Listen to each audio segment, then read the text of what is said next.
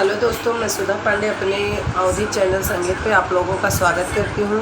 Please मेरे channel को लाइक करिए, शेयर करिए, सब्सक्राइब करिए, कमेंट करके ज़रूर बताना मेरा प्यारा सा भजन कैसे है। गणपति मुसवा पे हो के सवार आवेले, गणपति मुसवा पे हो के सवार आवेले, सब कई बिगड़ी बनावे बार बार आवेले, सब कई दुखावा मिटावे बार बार आवेले।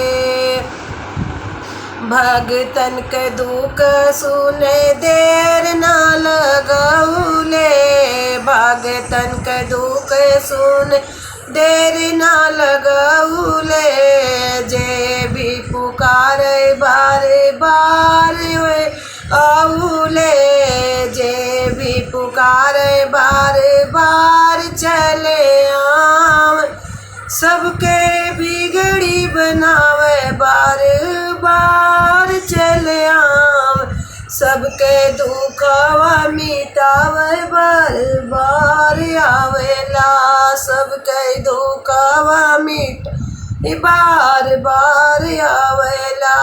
गणपति मुसवा पे सवा होके आवेला, गणपति मुसवा पे होके सवार आवेला।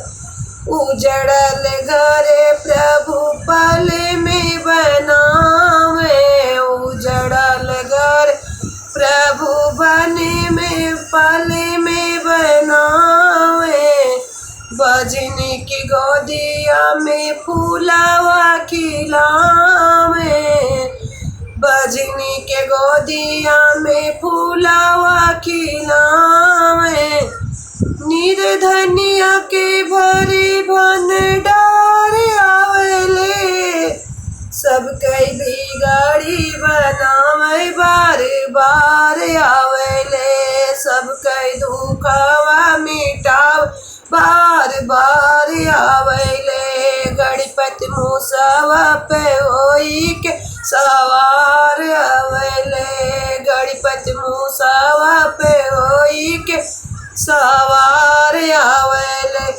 हो बुनाई पार केतनो करबू तू पाइया, हो बुनाई पार केतनो करबू तू पाइया, हरदम गौरा लाल आय के कारी है सहारवा, हरदम गौरा लाल आय के कारी है सहारवा, आपन कृपा बरसावे बार बार आवेले, आपन कृपा बरसावे बार बार आवेला, सब कई बिगाड़ी बनावे बार बार आवेला, सब कई दुखवा मिटावे बार बार आवेला।